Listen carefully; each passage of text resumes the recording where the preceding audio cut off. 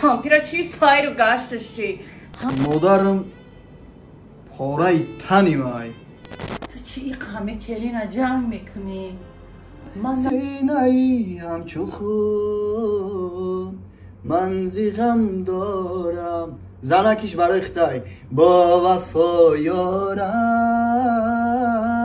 کرده غم بارم بیشنوی زنک جان از دلی زارم بم برامد زنک جان خیلی با سکوت اپوش زنک جان با سیر گشت ببینم وقتی سیر گشت کردن شده خیلی بم برامد اوچا جان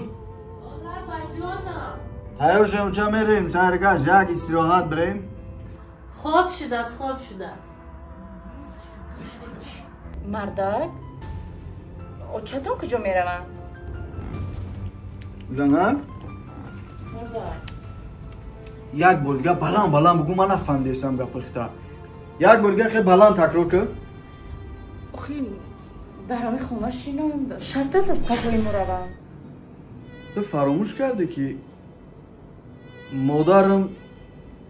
پاره تنی مای تمامی بد نبدی مای تو ایره فراموش کردی مردک آخی موچتون کامپیرا چی سایر و گشتش چی هر دوی مازم شبهار میرویم یک سایر و گشت میکنیم یک خوراکی شما میخوریم بر میگردیم فراموش کردی که مادرم برای خوشبخت شدنی ما برای یک جایه شدنی ما برای یک عائله موفق شدنی ما چقدر کوشش کرد چقدر زحمت کشید چقدر مهنت کرد برای خودش نکرد برای فرزندش کرد برای کلینش کرد تو یارو همشه فراموش کردی ای خاطرت برآوردی ها خیلی بچی وظیفه مادریشون اجرا کردین چی اکو ما را یک جایه کردن گفته تا آخری عمری ما ای قفای ما میگردن کجایی که ما روان باید این کس روان هم خیل رجب علی بچه تو چی ای همه کلینا جمع میکنی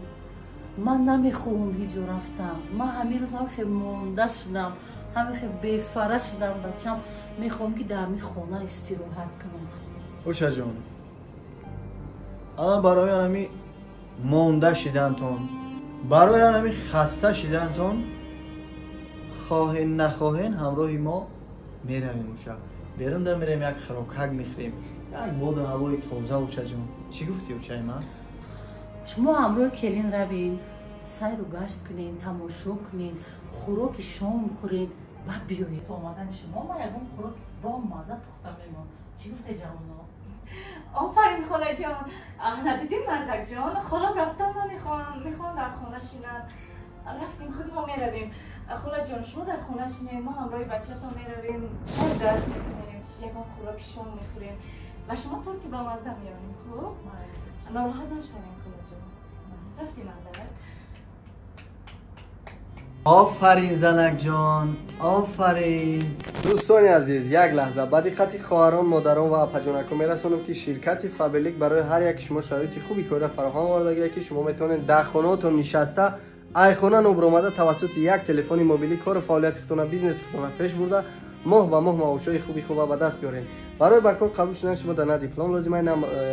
زبان‌های خارجی را دانستن لازمه بعد نفرایی که در کارخانه دولتی و کارخانه شخصی کار میکنین شما را هم 100% در شرکت فابلیک میتونین کار کنین 3-4 هزار تومان به دست بیارین دانشجو دخترکو شما را هم 100% میتونین که کار کنین برای با کار قبول شدن یگان جا نرین التماس نکنین فقط رقم‌های بالای اکران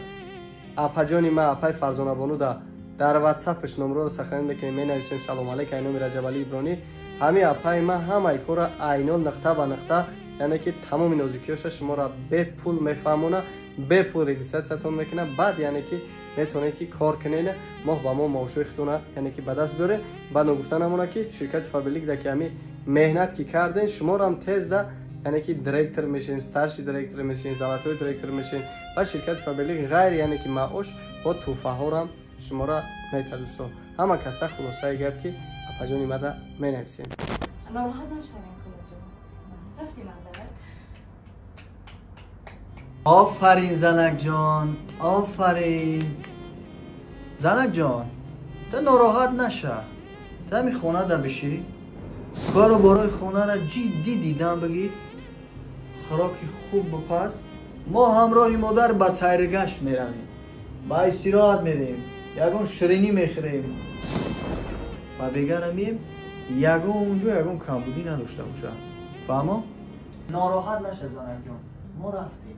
احتیاط کن